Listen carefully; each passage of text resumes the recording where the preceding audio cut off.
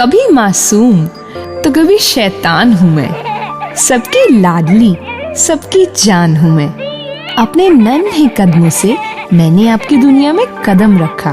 गुड़िया से खेलने वाली मैं, जिम्मेदारी समझने वाली मैं, घर का ध्यान रखने वाली मैं, आपके साथ चलने वाली मैं। कई सपने संजोए बैठी हूँ, क्या उन सपनों को पूरा करने में आप मेरा साथ देंगे? ये है रोशनी का कारवां। इस कार्यक्रम के प्रस्तुतकर्ता हैं टेक महिंद्रा फाउंडेशन और स्कोर फाउंडेशन। ये है रोशनी, रोशनी, रोशनी का कारवां। रोशनी जो करती है अंधेरे को दूर, रोशनी जो लाती है दिल में नूर, रोशनी जो दिखाती है रास्ता। ये है रोशनी का कारवां। नमस्कार, मैं हूं अनिल।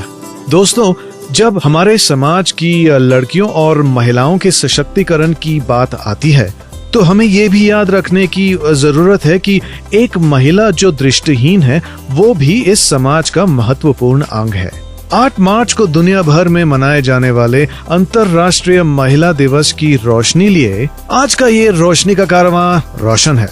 हमारे आज के इंटरव्यू सेक्शन में हम आपकी मुलाकात नागपुर की गुंजन सिंह से करवा रहे हैं। गुंजन इंग्लिश लिटरेचर में मास्टर्स कर चुकी हैं। 13 साल की उम्र से ऑप्टिक नर्व एट्रोफी के कारण दृष्टिहीन है ये। अपना रुझान लेखन की ओर झुकते देख उन्होंने लिखना शुरू किया और कुछ समय पहले इंटरनेट रेडियो पर एक आरजे रह चुकी हैं। आइए सुनते हैं गुंजन और हमारे साथी जॉर्ज एब्राहम के बीच टेलीफोन पे क्या बातचीत हुई। नमस्कार, हमारे बीच आज गुंजन सिंह है। आपका जो आंखों का प्रॉब्लम आप जब स्कूल में थे तब शुरू हुआ था, तो इसके बारे में थोड़ा संक्षेप में बताएंगे? मैं 13 साल की थी जब अचानक एक दिन मुझे बुखार हुआ और मुझे दिखाई देना बंद हो गया जी। मेडिकली उसे कहा गया मेनिंजाइटिस फीवर।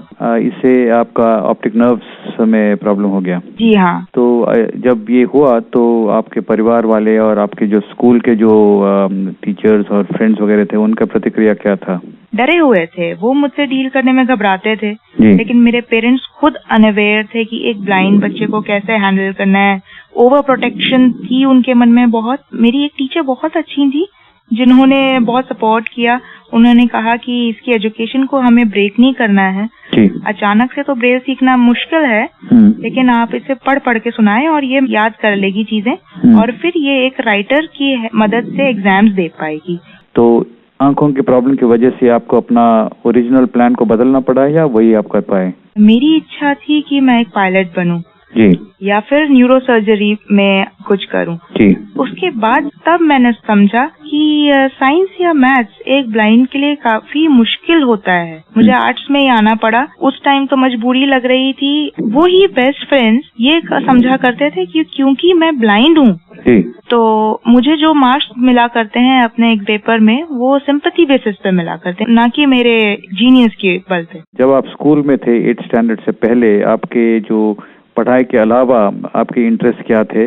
मेरे इंटरेस्ट थे बहुत स्पोर्ट्स, साइकिलिंग, बैडमिंटन, क्रिकेट और डांसिंग, म्यूजिक। तो जब ये आंखों का प्रॉब्लम आपके सामने आ गया तो आपके नए इंटरेस्ट क्या था फिर उसके बाद? नए इंटरेस्ट तो यही जो म्यूजिक मेरा पास पहले हुआ करता था, सेकंड पोजीशन पे स्पोर्ट्स और डांस के बाद हुआ करता था, वो फर्स्ट आ गया।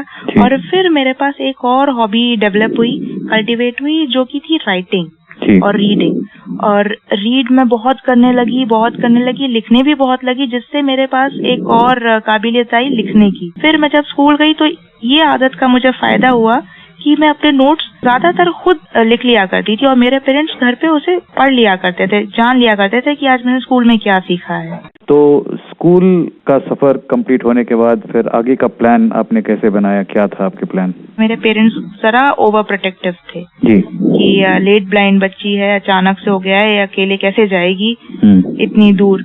तो मुझे फिर इग्नू जो घर बैठे आप एजुकेशन पा लेते हैं, तो उसमें मेरा एडमिशन करवाया गया आर्ट्स में, इंग्लिश ऑनर्स में।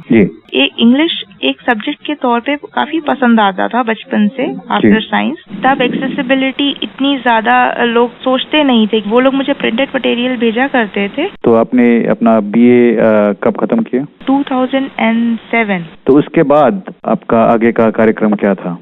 उसके बाद जैसा कि मैंने कहा, मुझे जॉस एमए फर्स्ट ईयर में बस इतना ही उसके बारे में पता था कंप्यूटर पे कि मैं एक फाइल खोल के लिख सकती हूँ और पढ़ सकती हूँ। लेकिन फिर मुझे और लोगों ने बताया कि ये केवल इतने ही कार्य के लिए नहीं होता है। तो फिर मैं दिल्ली में एक संस्था है नैब इंडिया, जो लड़कियों को, फीमेल्स को ट्रेन किया करता है एक्सेसिव टेक्नोलॉजी में, मोबिलिटी में। तो मैं वहाँ गई अपने एमए के फाइनल सेमेस्टर में और फिर मैंने अपना कोर्स किया 6 महीने का, जहाँ मुझे सिखाया गया कि आप कंप्यूटर कैसे यूज कर सकते हो एक ब्लाइंड होते हुए भी। और फिर मैं पढ़ने का, जैसे मैंने कहा, मुझे शौक हुआ तो पढ़ रही थी मैं एक नॉवेल एक दिन, और मुझे उसके आइडियाज इतने अच्छे लगे उस ऑथर के कि मैंने सोचा क्यों नहीं मैं इस पे रिसर्च करूं। ये ऑथर हैं तहमीना दुर्रानी, ये एक पाकिस्तानी नॉवेलिस्ट हैं, फ्यूडल लॉर्ड जिन्होंने लिखा है। जी हाँ। तो बस उसमें मेरे 2 साल लग गए और साथ में मैं जॉब भी तलाश करती रही। कई ऐसे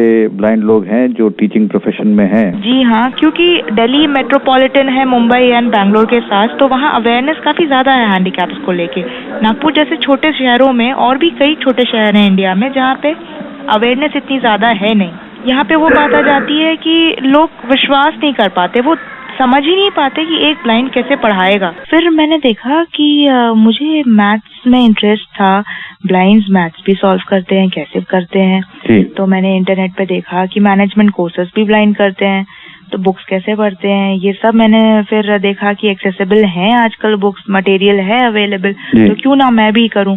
तो मैंने MBA कोर्स में अपने आप को एनरोल करवाया, साथ में PhD चलने दी क्योंकि वो मेरा इंटरेस्ट है, वो ऑथर। एंड फिर साथ में एक नेशनलाइज्ड बैंक में अप्लाई किया, एग्जाम क्लियर किया, इंटरव्यू क्लियर किया, और आज ये है कि मुझे जल्द ही एक नेशनलाइज्ड बैंक में जॉब मिलने वाला है। तो इस सफर में आपको कुछ लगा कि लड़की होने की वजह से आपको ज्यादा चैलेंजेस हुए?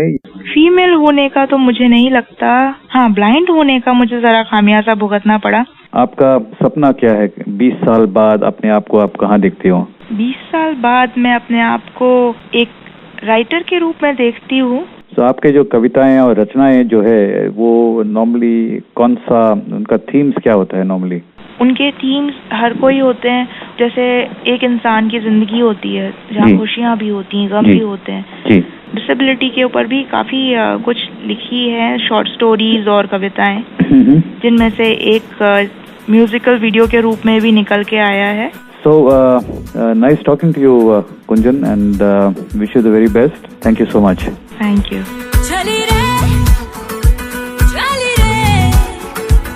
चुनू बोलिए कतरा कतरा राम हो को पिए पिंजरे से उड़ा दिल का शिकरा, खुदी से मैंने इश्क किया रे, जिया जिया रे जिया रे जिया जिया रे जिया रे जिया जिया रे जिया रे जिया ओ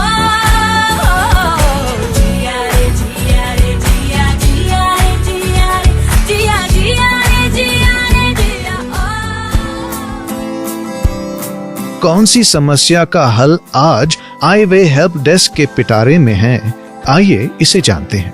इस बार हम आपको केस बताते हैं रवि कुमार का, जो अंबाला से हैं और जिन्होंने हमें 2011 अगस्त में कांटेक्ट किया था। मेरा नाम है रवि कुमार, मैं हरियाणा की एक यूनिवर्सिटी में बीटेक कर रहा था और इलेक्ट्रॉनिक्स एंड कम्युनिकेशन जो है वो मेरी फील्ड थी। जब मैं 4th सेमेस्टर में था, विद इन 10 डेज जो है वो विजन जा चुकी थी। जो मेरी ऑप्टिक नर्व्स हैं उनमें क्लॉट्स हो गए थे। तो उन्होंने एक बार फिर कॉलेज को अप्रोच किया, अपने यूनिवर्सिटी को अप्रोच किया कि कैसे वो अपनी इंजीनियरिंग रिज्यूम कर सकते हैं। न रवि जानते थे और न उस वक्त उनकी यूनिवर्सिटी जानती थी कि कैसे ये हो सकता है। मैं NIVH से कंप्यूटर का कोर्स कर रहा था, तो वहाँ पे जो है एक आर्मी से हैं, वो भी रिसेंटली ब्लाइंड है और उन्होंने मैकेनिकल से बीटेक की है। तो उनसे मुझे पता लगा कि ऐसे बीटेक जो है वो आगे कंटिन्यू हो सकती है। उस वक्त उन्होंने कॉलेज को फिर से अप्रोच किया, बट कॉलेज फिर भी समझ नहीं पाया कि वो कैसे उनको इंजीनियरिंग फिर से पढ़ा सकता है। ये भी था कि इलेक्ट्रॉनिक्स एंड कम्युनिकेशन में क्योंकि सब काम काफी माइन्यूट लेवल पे होता है, उसमें प्रैक्टिकल ही करना पड़ता है ज्यादातर, तो इस वजह से उसमें मुझे काफी प्रॉब्लम होती। और इसलिए कंप्यूटर की नॉलेज मुझे थोड़ी बहुत हो चुकी थी। तो इस वजह से जो है कंप्यूटर साइंस में जो है मैंने फिर जो बीटेक है उसको कंटिन्यू करने की सोची। इस दौरान रवि ने हमारे से संपर्क किया और हमने रवि को कुछ और जानकारी दी, जैसे दूसरे 2 दृष्टिहीन इंजीनियर्स का कांटेक्ट दिया जिन्होंने आंध्र प्रदेश से अपनी इंजीनियरिंग करी थी पूरी दृष्टिहीनता के साथ, और उनसे जाने कि कैसे उन्होंने अपनी पढ़ाई करी और कैसे एग्जाम्स दिए। मुझे ऐसा कोई रिजल्ट नहीं मिला एकदम से। एप्लीकेशन जो है इधर से उधर फॉरवर्ड होती थी, कमेटी वगैरह में बनता था, और क्योंकि ये प्रोसीजर मुझे नहीं पता था कि कॉलेज में क्या प्रोसीजर होता है। एक बार मैं फिर IVNGO भी आया और वहां से मैंने उनसे प्रोसीजर पूछा कि क्या हो सकता है, तो उन्होंने भी मुझे यही एडवाइस किया था कि अगर मतलब बाय एप्लीकेशन कुछ नहीं हो रहा तो आपको जो है CCPD ऑफिस में जाना चाहिए। तो ये ऑफिस यानी chief commissioner for persons with disabilities, इन्होंने तुरंत से मैटर को समझा और रवि के यूनिवर्सिटी को उन्होंने लिखा। प्लस CCPD ऑफिस ने यह matter Haryana state commissioner for persons with disabilities यानी आयुक्त निशक्जन हरियाणा, उनके पास भी फॉरवर्ड किया, जहां से कॉलेज को फिर से एक पत्र लिखा गया। और सारी चीजों को जानते हुए समझते हुए अल्टीमेटली उनकी यूनिवर्सिटी ने बिल्कुल सोचा कि रवि पढ़ सकते हैं और उनको एक बिल्कुल चांस देना चाहिए और उनके लिए भी एक नया एक्सपीरियंस रहेगा। और पिछले साल सितंबर से रवि ने फिर से अपनी इंजीनियरिंग की पढ़ाई शुरू कर दी और अब वो कंप्यूटर साइंस इंजीनियरिंग पढ़ रहे हैं। अधिक जानकारी के लिए संपर्क करें हमारे iWay हेल्प डेस्क से। हमारा नंबर है 0114607038 01146070380। सुबह 10 से शाम 5 बजे के बीच आप कॉल कर सकते हैं। National association for the blind Meerut की ओर से एक स्कॉलरशिप निकाली गई है। ये स्कॉलरशिप इंफॉर्मेशन टेक्नोलॉजी से जुड़े कोर्सेज करने के लिए निकाली गई है। अगर आप दृष्टिहीन हैं और 12वीं कक्षा पास कर चुके हैं तो ये स्कॉलरशिप आपकी मदद कर सकती है। अप्लाई करने की आखिरी तारीख 31 मार्च 2013। एपिसोड 6 का सवाल था, किसी भी दृष्टिहीन व्यक्ति के साथ चलकर उसे रास्ता दिखाने का सबसे अच्छा तरीका क्या है? और सही जवाब है ऑप्शन बी, यानी अगर आप उस व्यक्ति से आपकी कोहनी पकड़वाकर आधा कदम पीछे चलने का आग्रह करेंगे तो आप उसे ठीक से रास्ता दिखा पाएंगे। और सही जवाब देकर विनर हुई हैं हरियाणा की सुधा कुमारी। सुधा जी, आपके पास आपका इनाम बहुत जल्द ही पहुंच जाएगा। SMS करने के लिए आपका धन्यवाद।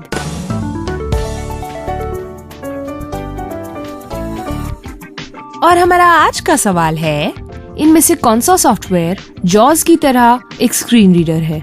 आपके ऑप्शंस हैं option A magnification software, option B ORCA या फिर ऑप्शन सी नोटपैड।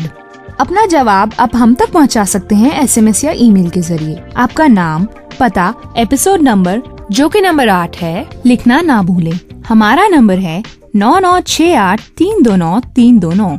हमारा ईमेल ID है radio@iway.org यानी radio@EYEWAY.org। लड़का हो या लड़की, महिला हो या पुरुष, दृष्टिवान हो या दृष्टिहीन, सभी का समाज में एक स्थान है, यानी सभी का भाग लेना, सभी का शामिल होना बेहद जरूरी है। इसी के साथ मैं अनिल आपसे विदा लेता हूँ। नमस्कार।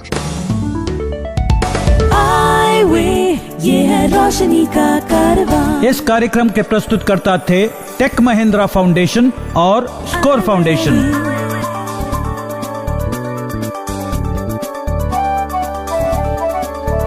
ये है रोशनी, रोशनी, रोशनी का कारवां, रोशनी।